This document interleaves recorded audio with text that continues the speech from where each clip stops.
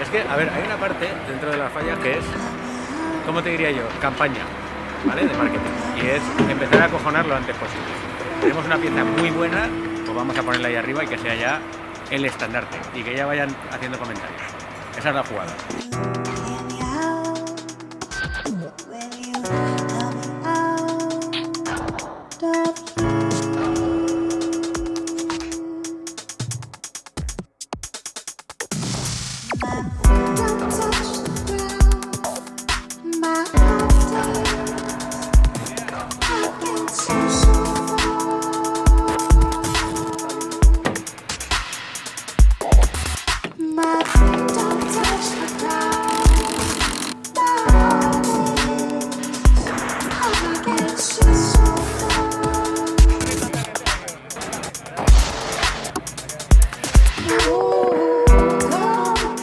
Lo del corcho me encantaba porque llevaba años moviendo toneladas de barro y es pesado, al final el barro y lo costoso que era y tal.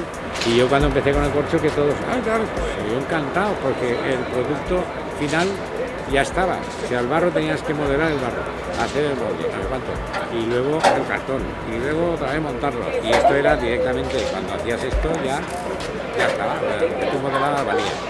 Y eso yo lo había soñado desde pequeño, desde que empecé a hacer con el barro, que la gente empezó a probar, muchos eran reacios también, como todo cuando cambias, como está pasando con el 3D. La maqueta y las figuras de abajo, toda la falla está modelada.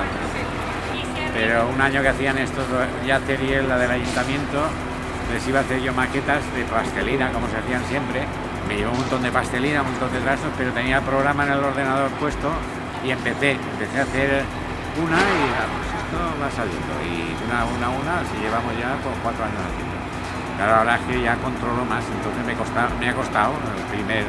Bueno, costó un par de meses de mirar tutoriales en...